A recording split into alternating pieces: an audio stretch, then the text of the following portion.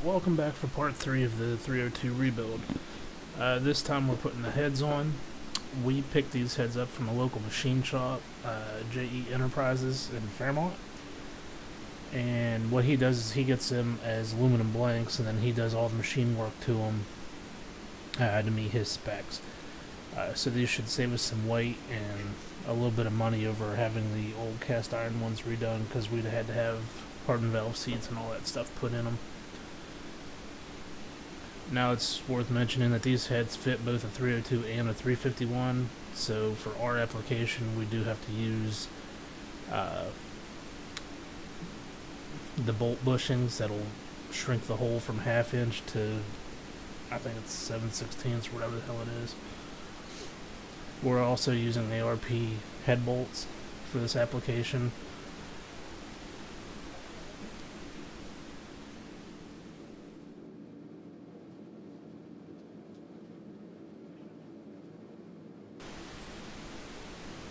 Okay, so here we are putting in the bolt bushings. We did a 3-step torque sequence to tighten these down, and then we went back and checked it again. I don't know if you've ever used ARP lubricant, but it gets everywhere. I'd like to see somebody show me how to use it where it doesn't.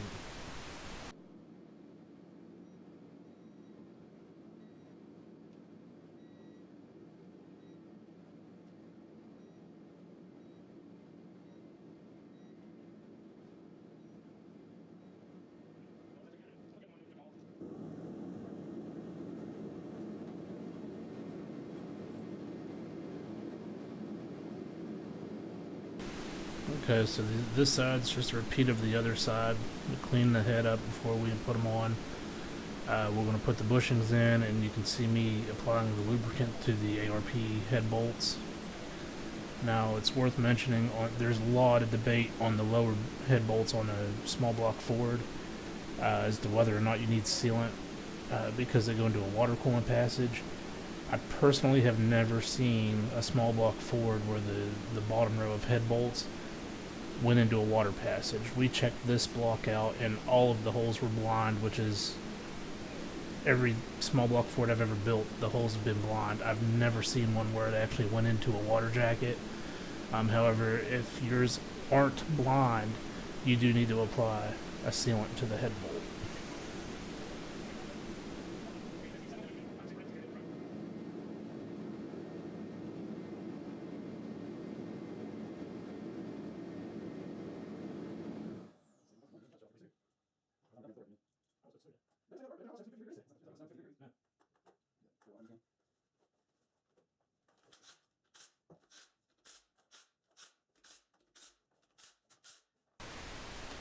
Just a note right there, if you decide to use power tools to snug the head bolts up, just snug them. Don't try to ratchet them any with an impact gun, because our first torque step on this was 25 foot-pounds, which is not a lot, and that impact gun is more than capable of tightening way past that.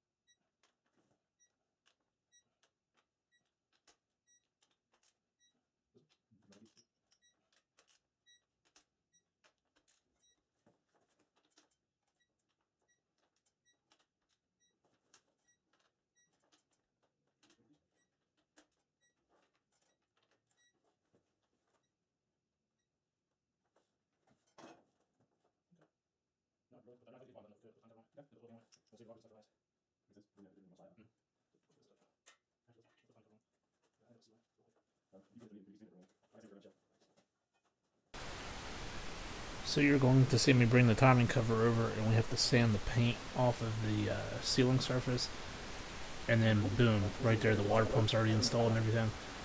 My the footage on the camera got corrupted. I couldn't figure out how to save it.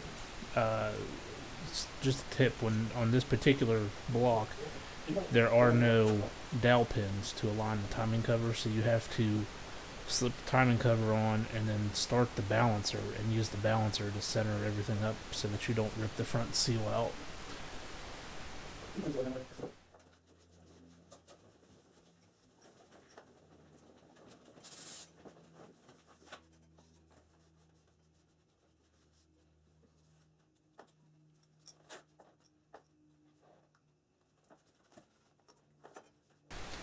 Okay, so I'm just trimming the excess timing cover gasket off to make sure it's flush. Now you're going to see me put some silicone on the corners of the main cap and the timing cover, as well as where the timing cover and the block meet, to kind of seal it. And I'm just spreading it out with my finger there. Now we're going to lay the gasket on, and the whole time we were doing this, I kept thinking, you know, we're forgetting something. And then all of a sudden, it dawned on me that we had not installed the oil pump yet, and I was all ready to put the oil pan on. So it's a good thing we caught that.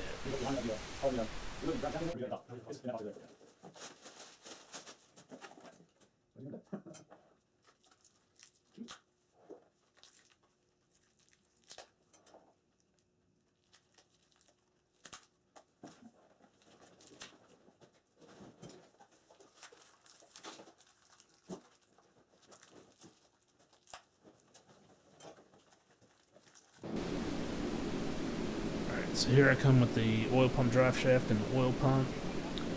We're going to fit it on.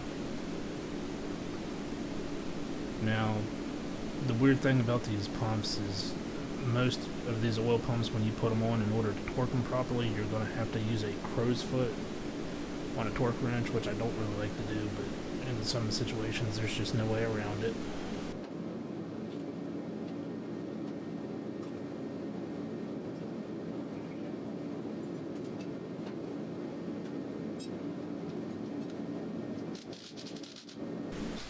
Sorry about the butt crack.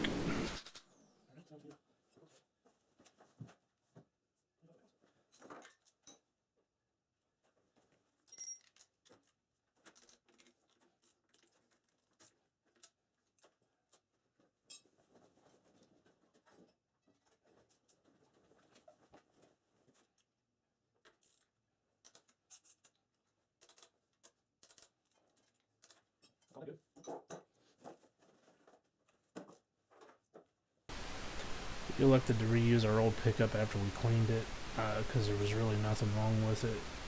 You gotta remember, this engine only had like 50,000 miles on it, so it's in real good shape.